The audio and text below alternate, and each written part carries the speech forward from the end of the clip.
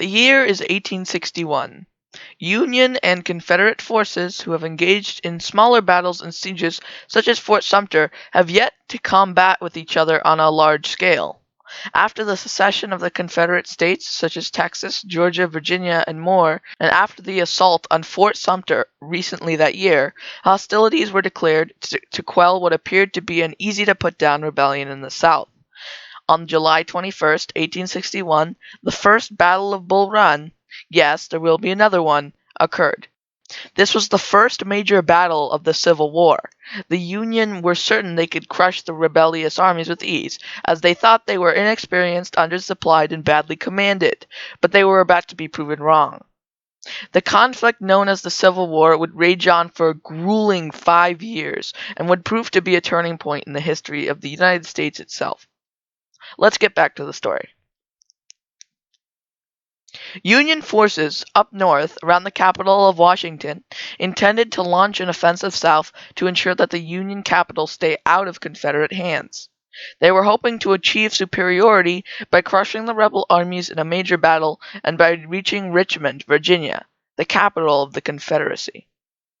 The largest force of U.S. soldiers to ever be assembled at the time, numbering a total of around 35,000 soldiers under Major Irvin McDowell, were to engage enemy forces around Bull Run, a river located near a major railroad junction off the Manassas and Orange and Alexandria railroads, which if captured would ensure Union forces a valuable supply route and would cut off Confederates from resupplying by rail in northern Virginia. McDowell's experience as an officer was questionable. He had graduated from West Point, but had not seen much action and did not have much experience in battle as a commander. West Point Academy was notorious at the time for teaching Napoleonic-era infantry tactics, typically line battling, which although was still common at the time, had aged to be much more deadly, as U.S. weaponry relied mainly on the Minet bullet, a much more accurate rifle bullet that could be reloaded more fast and efficiently and caused tremendous damage to the body when hit. Despite this, McDowell departed from Washington with his army on July 16th, intending to split his forces into 3 main columns. He allowed his army rest at the town of Centerville and continually reduced the size of his force by sending thousands of soldiers to his flanks instead of on the front. Although this may have seemed like a good idea, this would cost him dearly later. The Confederates had prepared a defense along Bull Run with around 22,000 men under command of Brigadier General P.G.T. Beauregard. As well as this, they had around 40 artillery pieces to aid their army.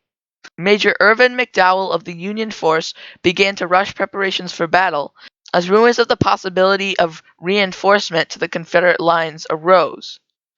If the army of Shenandoah under Brigadier General Joseph E. Johnston arrived to the Confederate side, it could bolster their numbers to 33,000 men, which would completely ruin Major Irvin's plans of being numerically superior. However, due to a slow process of marching, camping, and preparing, the worst had already happened. The army of Shenandoah had already mostly arrived in bulk to bolster their defense, arriving from the Manassas Railway, and their numbers were already up at around 32,000 to 34,000 men. Days passed, and the day of the attack finally came on July 21st, 1861. The Union Army would attack on several fronts around the defended Bull Run.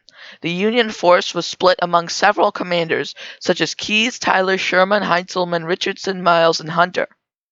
In the morning, Colonels Hunter and Heintzelman, commanding around 12,000 men, would flank the Confederate left past the river, while Commander Tyler, with 8,000 men, would feint the Confederates at Stone Bridge, a vital connection across the river at Bull Run. Colonel B. Richardson, commanding forces on the right flank of the Confederates, would begin shelling their lines with cannon fire at approximately 5:30 a.m. Although the Union forces achieved their goals of feinting the Confederates, signal officers relayed back sightings of a massive Union Army movement on the left flank.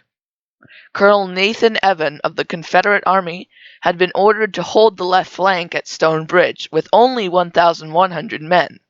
After realizing the flanking movement of the Union army and that the bridge was only being attacked as a distraction, he realized how bad the situation was for him, and marched around 900 of his 1,100 men to a higher slope position overlooking the left flank.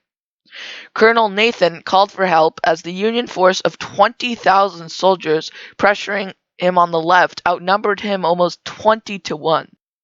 Colonel Wheat and his forces from Louisiana successfully delayed the Union forces on the left, allowing for forces under Colonel Barnard B. and Colonel Francis S. Bartow to bring reinforcements up to Nathan's line, which now numbered about 2,800 soldiers, still heavily outnumbered, but now with more than double the firing power.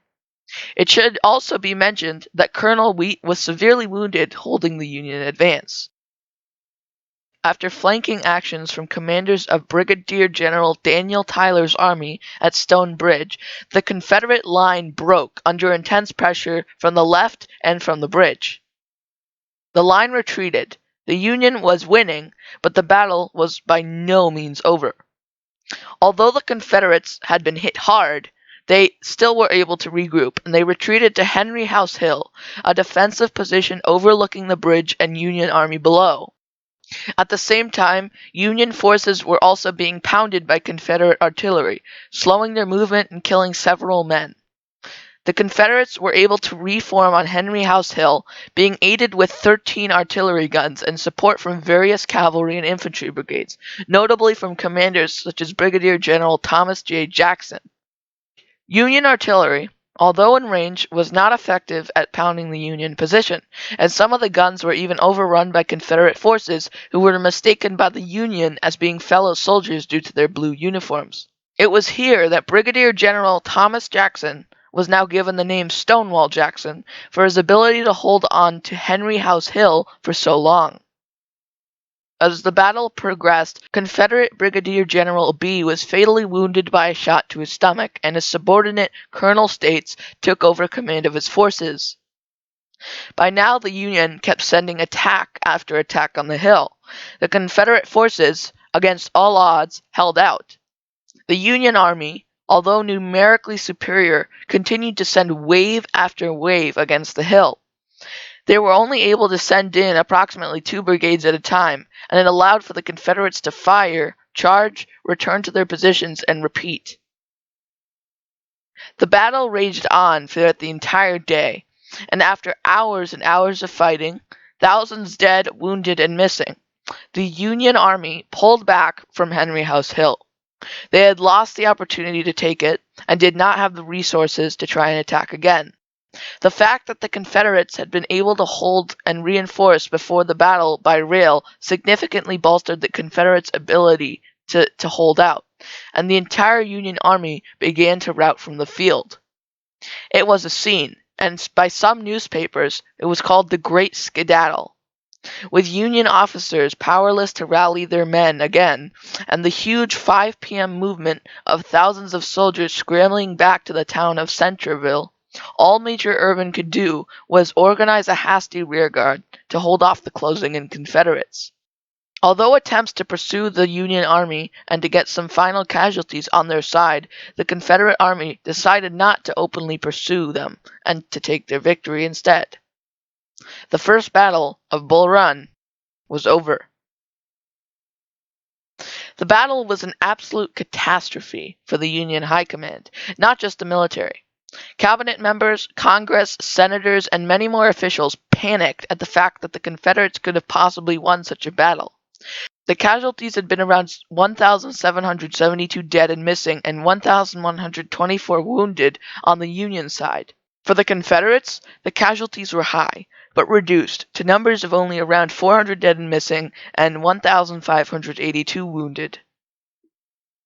Although it was feared that an assault on Washington itself could commence after such a loss close to the Union capital, it was cleared out later after forward observers did not detail any Confederate movement northernly. It has been made clear, after close observation and research, that the failure of the Union at Bull Run can be attributed to many factors. Ruggedly and poor trained soldiers, inexperienced commanders with a lot of authority, Poor tactics, and an inability to deploy a substantial amount of soldiers in combat despite having numerical advantage can all be attributed to the Union defeat. The Confederates, although still possessing a rugged and poorly trained army as well, had a defensive advantage and had competent commanders who responded to Union moves tactically and efficiently, disallowing them to get an edge.